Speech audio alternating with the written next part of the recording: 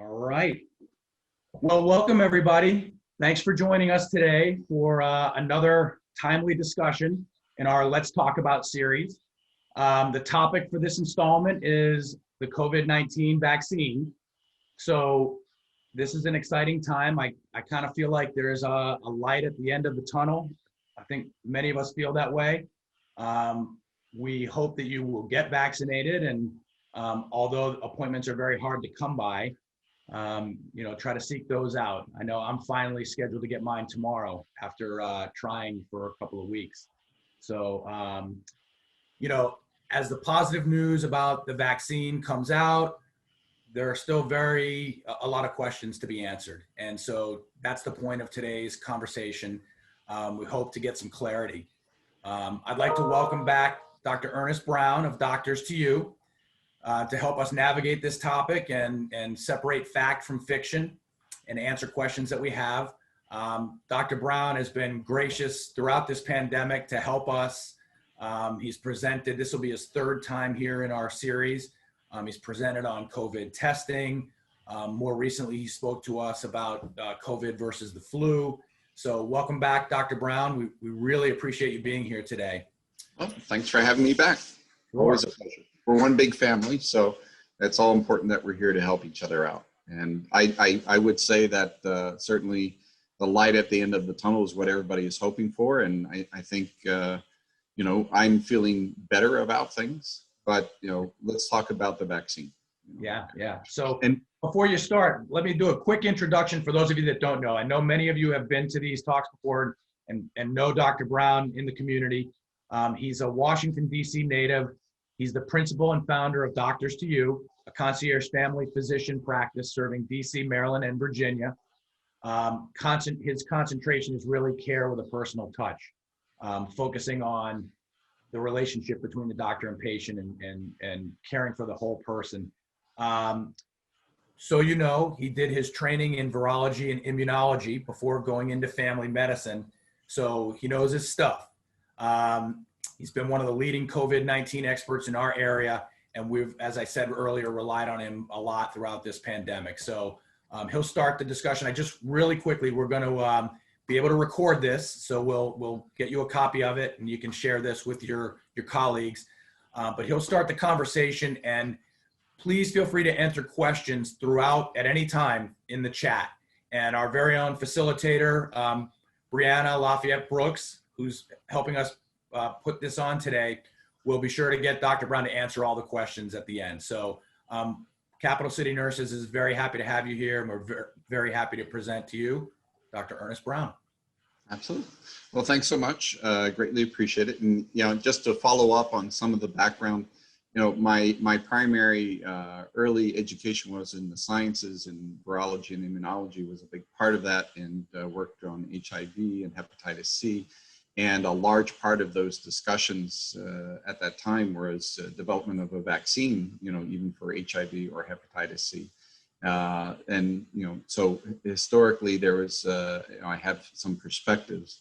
What we have now, where we're well past a year with this pandemic, and what has been coming and been discussed for so long was the development of vaccine. There was a lot of apprehension about, well, could even a vaccine be manufactured? And every effort has been made by different scientific communities to really tackle this as quickly as possible. And I think we do need to give some perspective with regards to what's been done in terms of the vaccine development. Versus historically, it typically takes a long time to do testing and studies and development of a vaccine. And so I really want to applaud the scientists and researchers and clinicians who've put their heart, blood, sweat, and tears into this vaccine, these vaccines that are coming, and the vaccines that are here presently. So just to give some perspective for COVID-19, we all know that this virus has spread like wildfire throughout the world, but it's very much akin to what influenza has done in the past. We have done appropriate vaccinations for influenza, and historically we can show the benefit of those programs.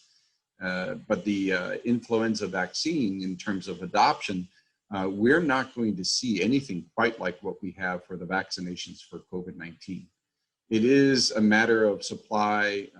Where, right now, I can tell you, as a physician who sees patients in the home, unfortunately, I don't have access to the vaccine to administer to my patients in the home. So I'm reliant on departments of health to be able to orchestrate vaccinations for agencies that provide aid or support in the home.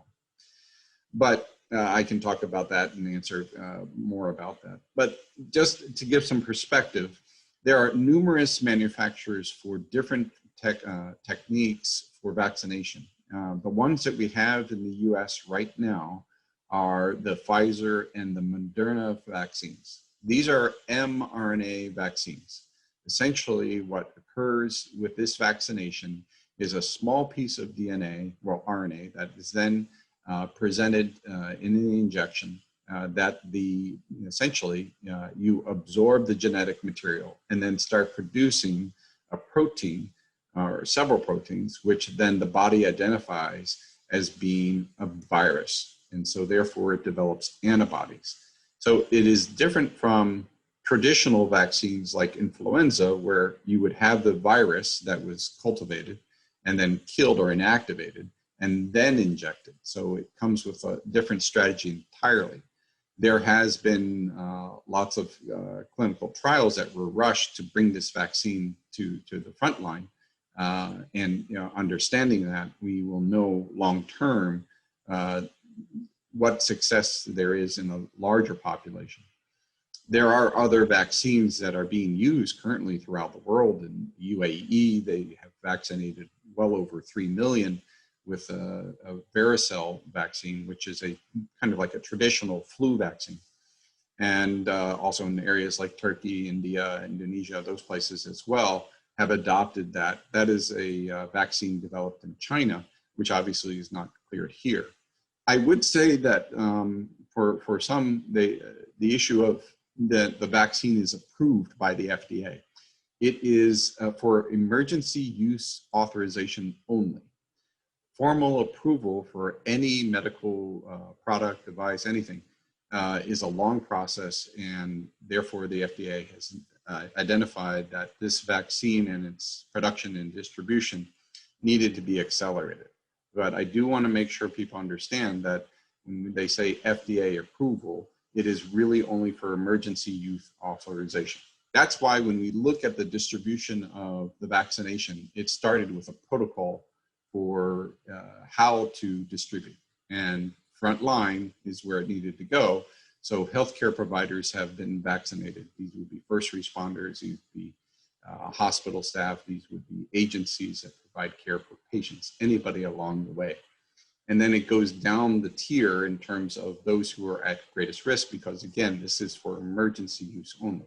When it comes to the general population, healthy population, then it comes later in the queue for when the vaccine will be readily available. So I probably get, a ton of calls every day, emails, text messages asking me, do I have the vaccine, and when am I going to get it? Quite honestly, I am in the dark. And it's very much what it was like when the pandemic first hit, and with regards to testing, really just had to struggle to try and find resources to be able to get ahead of the curve. And that's unfortunately very much what's been replicated for the vaccine here in the US. So one of the things I do want to discuss is, in terms of the vaccination, it is a two-step vaccination. The first for the Moderna and the Pfizer is an introduction, which is essentially, it is probably the most pivotal of the vaccination steps because it is the body's first response. And when we look at that first shot, there may be mild side effects. There hasn't been much reported in terms of any anaphylactic or severe allergic reactions. But that first introduction to the body is where the body kind of turns on the mechanisms of immunity. And then a second shot, which arrives 21 days later, which then really kind of fine tunes the body's antibody response, essentially, to what is in the vaccine. Moderna and Pfizer have worked on their strategies for what vaccines they think will provide the best and most efficacious response to the immune system. But I would say I am somewhat disappointed in the sense that I would like to know, if I give the vaccine to somebody, I would like to know that they have an antibody response. And unfortunately, there is no test in the United States right now that a clinician such as myself could write where I could say, I'd like to know what the antibody response to this vaccine was. And that's unfortunate, because I would like to know if I'm giving something, what the net effect of it is. And I would say in some cases, what's being discussed now amongst clinicians is there may be, some patients might need 3 doses as opposed to 2 doses. So it depends on your immune system. If your immune system is functioning properly, then it should produce the antibody response. But if you don't have a test to prove it, then you're kind of left in the dark. It does mean, especially for this vaccine, that it is using information, the genetic material for COVID-19 that's been identified. But what we are finding, just like influenza, is the virus as an mRNA virus mutates. And what that means is there is going to have to be a shift in the vaccines that are provided. In many cases, if we go back historically for influenza, there is a consensus about what are the probabilities or predictions for a strain that will come.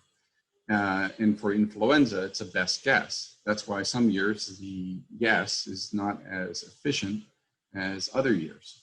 Sometimes it could be that the vaccine is provided and there can maybe only be 20% really efficacy of the vaccine.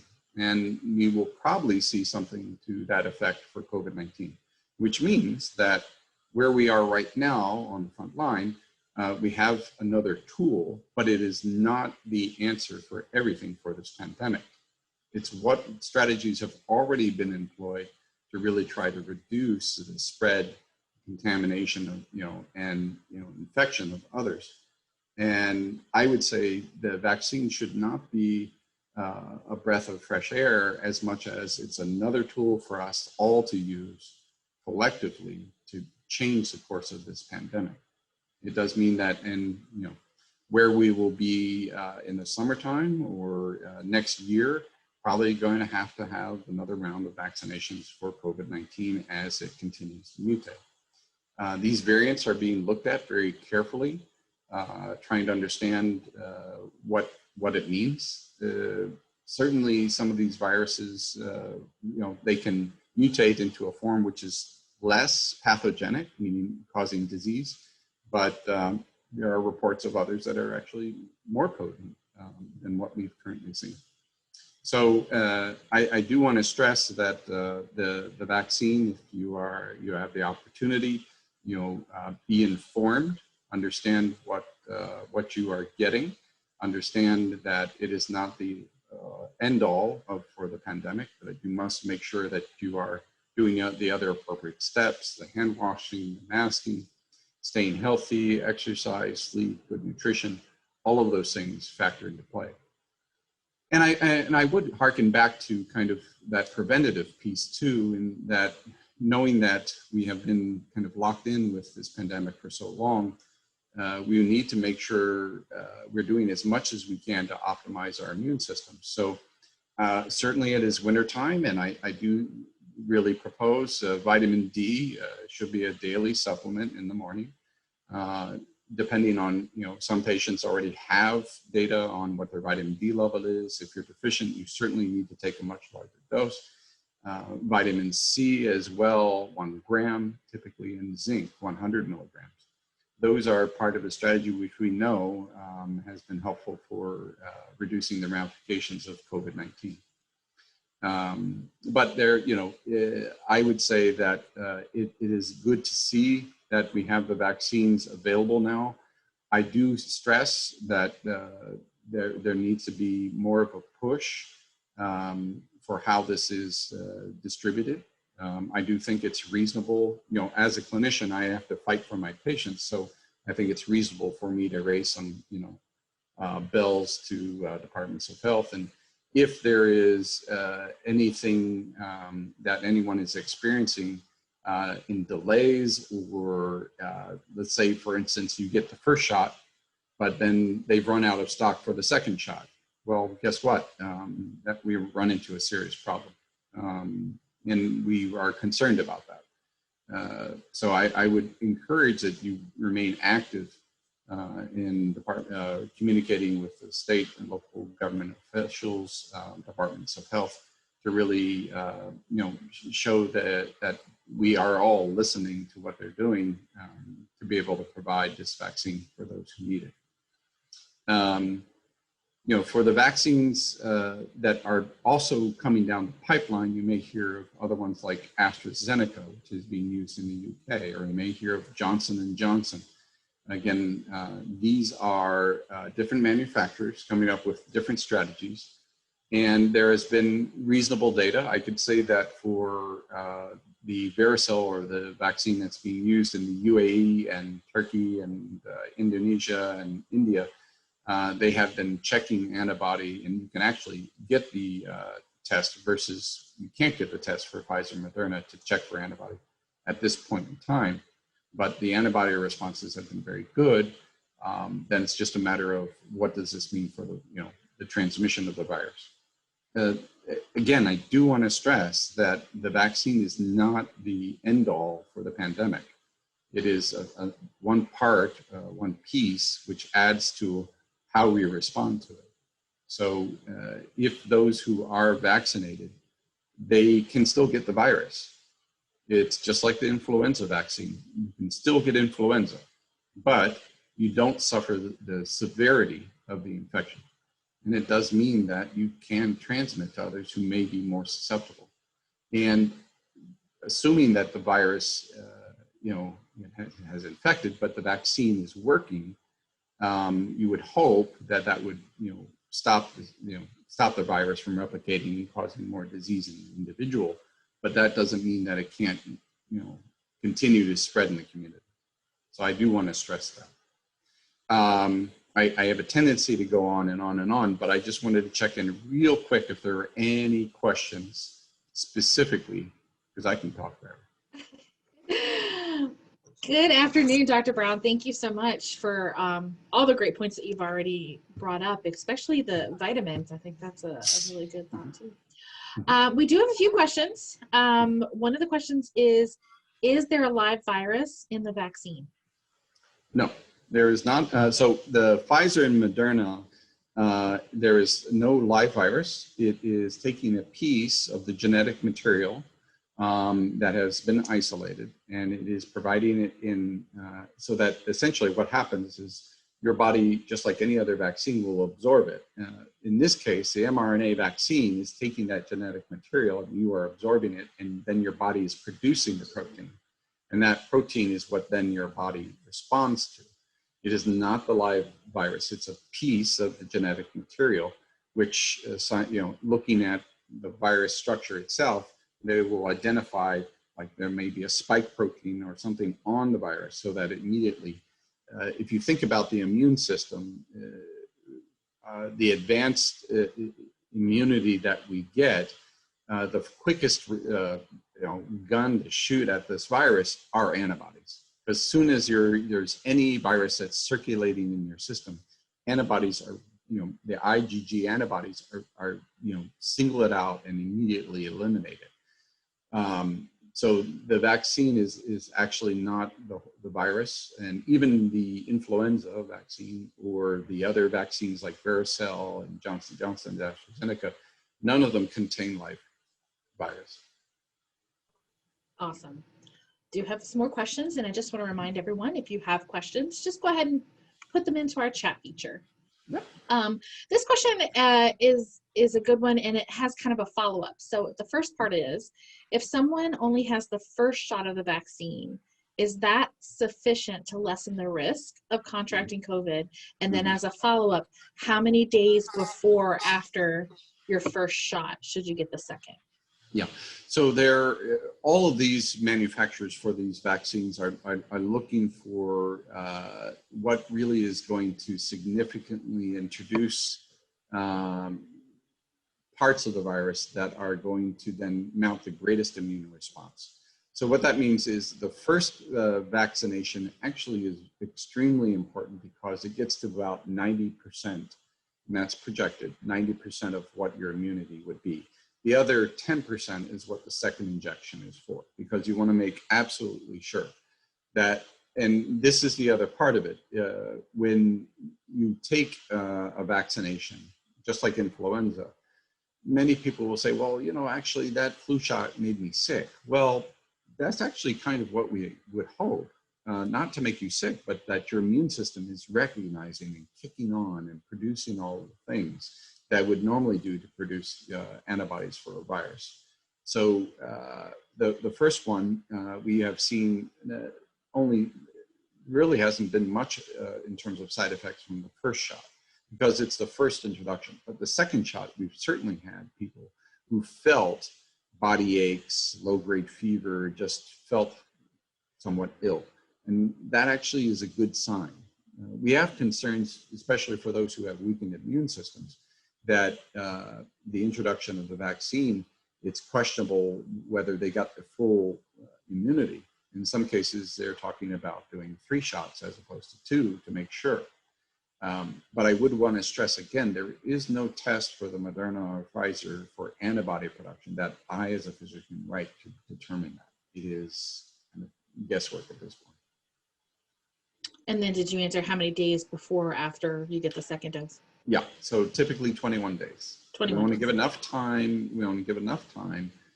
Some people will do 2 weeks. I mean, this is all based on who is manufacturing this and who's done the clinical trials to see the greatest efficacy.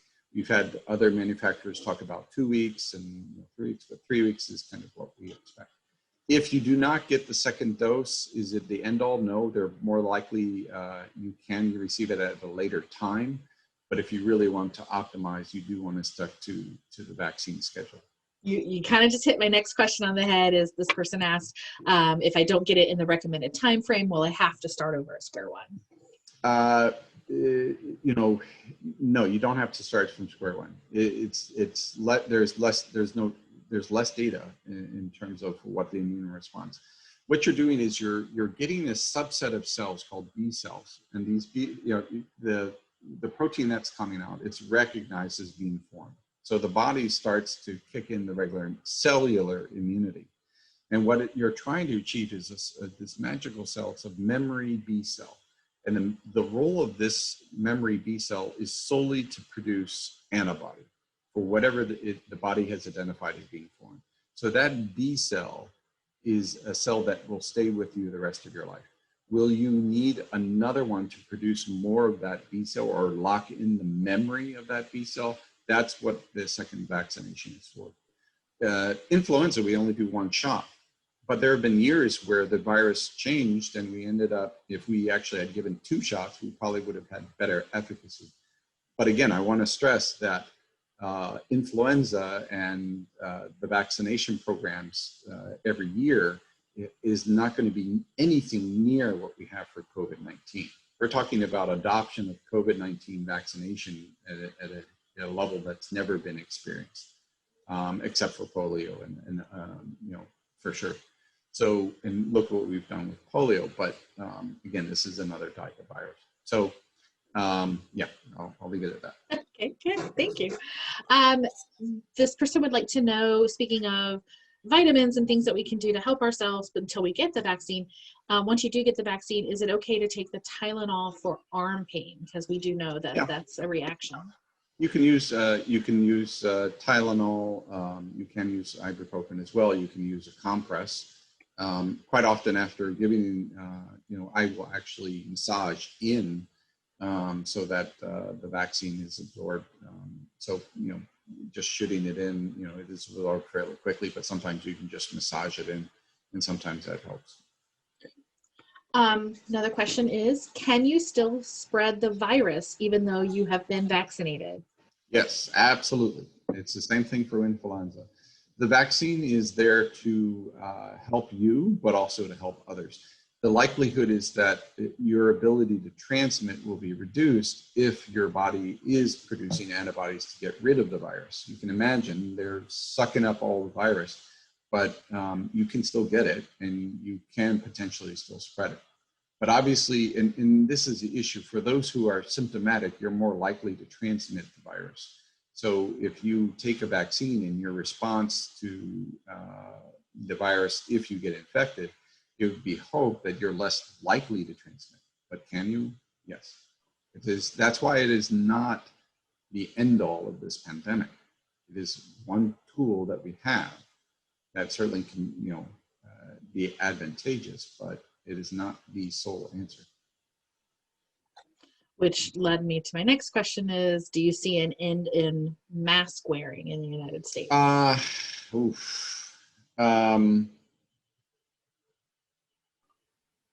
This is like a forest fire. This virus has spread, and it will burn until the fire is out. Will there be a time where we will not have to wear masks? Yes. When that will be, I don't know where the fire is right now, but I think I can tell you from being here in DC, I've seen the numbers slowly creep down, and I attribute that to kind of the natural evolution of this. Just like if you look at influenza, every year there are peaks. We're kind of, I think, coming down off that peak. What will it be like in the summertime? I don't know. Would I say I'd feel much more comfortable if I know in April and May where we are with this, and whether masks still need to be used as frequently.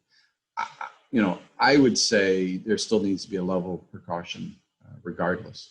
I mean, I don't think anybody's going to be out in public and hear a cough and not be like, where'd that come from? And that's appropriate. But I'm hoping masks will be not as necessary. Here's another question that I've heard you talk a lot about the comparison to flu, and then we've heard a lot on the news about new strains of coronavirus. Will we have to develop new vaccines in the future? We will have to be forever vigilant for this, all the coronaviruses, not just this one, but for COVID-19. These are latent viruses that have been there. It's just a matter of how it has spread and how it's changed. It is no different than influenza. And it's, influenza itself is very serious. Every year we have so many who are affected by it. COVID-19 and where let's see, it may be that it mutates into a significantly less virulent form. And then it's not as much of an issue. But where it is right now, and the scary potential that it could get worse, is real. And so that means we need to stay ahead of the curve. Great. This is a great question, actually. This person asked, in theory, if I got the first Moderna vaccine and then went to go get my second shot, but only the Pfizer vaccine was available, how does that work?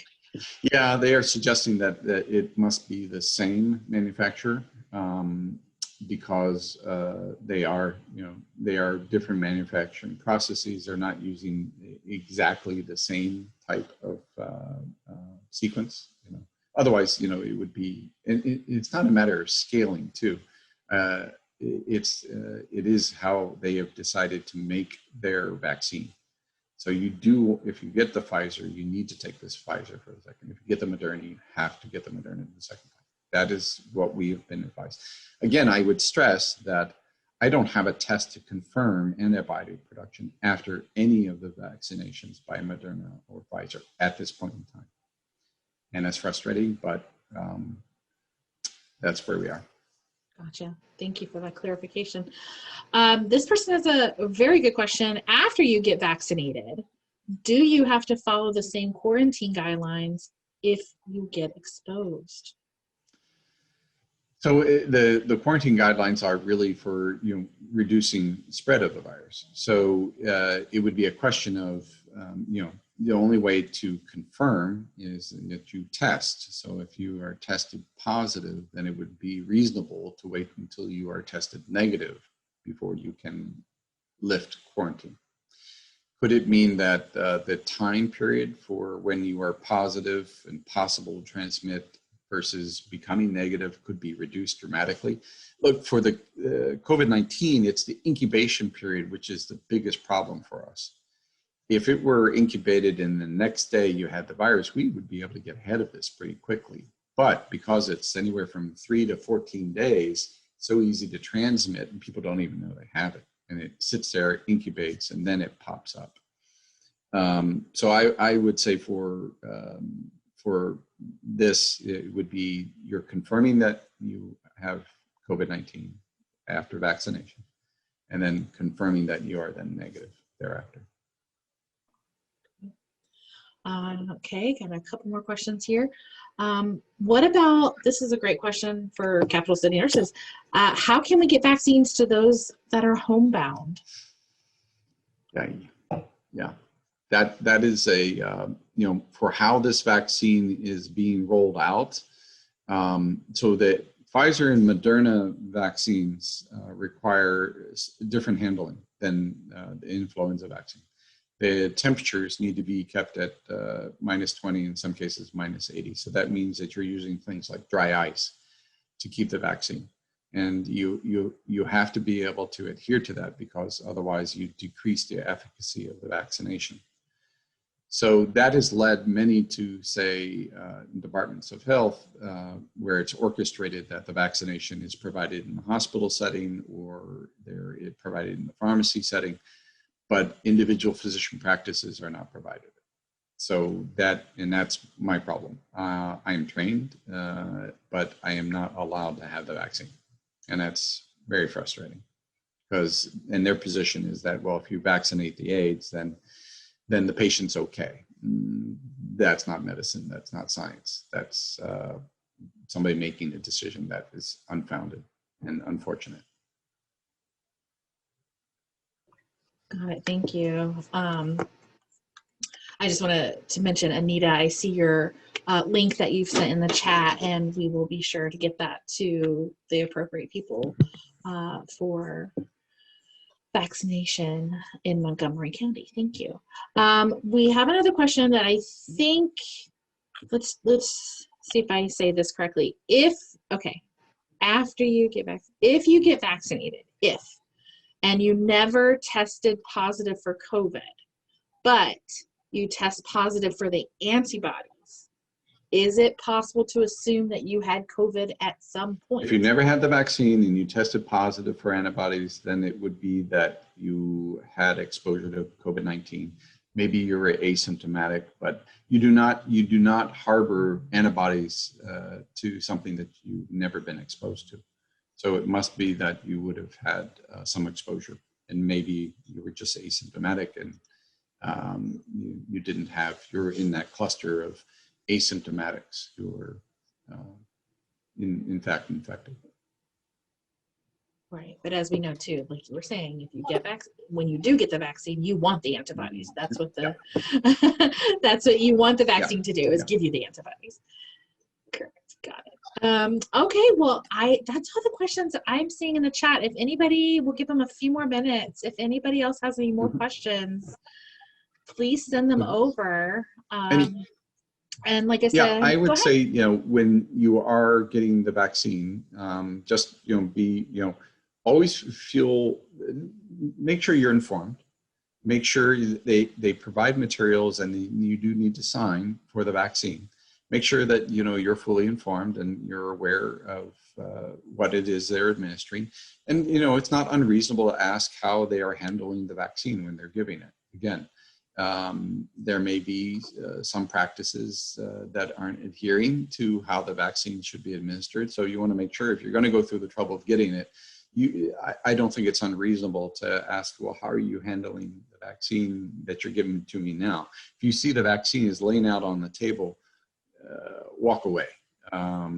Somebody's not handling it right. It needs to be maintained. Otherwise, you're not going to get effective immunity. And that's, you know, there was a case where somebody had actually left a whole vial out in room temperature, and it was, you know, and it was believed it was intentional. So, yeah, I would, you know, don't feel bashful. You know, I know that, you know, everybody's scrambling, but, you know, understand what it is you're getting. Okay, so we do have somebody circling back. So is there a test available after receiving the vaccine that identifies the antibodies, whether you have them after receiving both shots? Currently, there is none that I as a physician or any clinician right now, you would, the only, and that's part of the issue for how this vaccine has been rolled out. It is emergency authorization because it is trying to get this vaccine out to the front lines as quickly as possible. What it means is that the testing for antibody has not been officially completed, so that I, as a physician, I can't simply write, I want to know the antibodies for the Pfizer vaccine. There is no test for that. So it is reliant upon what the manufacturers have provided without testing. Gotcha. Thank you. And nobody's talking about that. That's very unfortunate, because I can tell you other vaccines, you know, particularly the varicella, there are antibody tests, but that's not available here in the United States. And finally, we want to know, will our kids be able to go back to camp this summer? I think there will be, once you know, vaccinations have been provided to, you know, it's a question of, you know, certainly in terms of the vaccine and those who are pregnant, there's concerns about that. We don't have enough data. And in pediatrics, it's the same thing. We don't have nearly enough time for the data to show. But if you know, the vaccine is being distributed, then well, and children are also included in that, then yeah, I think it can be, you know, that you can get the kids out of the house. Good to hear. Good to hear. I do have one more question that just popped in. This will be our final question. What other questions should be asked before accepting what is safe? Before accepting the vaccine? I think so, yes. Okay. It would be most important to understand how the vaccine has been handled. This is, if somebody makes a mistake, you know, with not adhering to the manufactured recommendations for keeping the virus at -20 to -80, if they just stick it into a regular refrigerator, it's going to invalidate the vaccination. So you want to ask them, you know, what are their practices for maintaining, by the manufacturer, for maintaining the vaccine prior to being administered. And this vaccine is an intramuscular, you know, vaccine. You know, you would hope somebody who's administering it would apply it as an intramuscular, as opposed to what they call a subcutaneous vaccination. Which they're, you know, so sometimes people do things wrong. Thank you so much. Sean, did you want to get back on and close this out? Absolutely. So, am I back? Yes, there you are. I can see you. All right, great. Well, what can I say? That was really, really informative. I've got pages of notes here. So great questions, great answers. I think some of the big takeaways are that the vaccine is another tool for us, not a panacea. Be informed, advocate for yourself. We've got to keep doing the precautions that mitigate, you know, spread, washing hands and social distancing and all that good stuff. Daily vitamins, D, C, and zinc to help optimize our immune system. So, and much, much more. But I just want to really thank everybody for taking the time out of their day to join us today. I want to thank Dr. Brown again for an outstanding presentation and for answering all of our questions. I'll take credit for the camp question. And I liked your answer, actually. So that was good. Good. Tell me what I want to hear. Anyways, thanks again for everything, and thanks everybody for joining us, and we'll see you next time when we talk about something else. Thank you all. All right. Thank well. you. Goodbye. Bye-bye.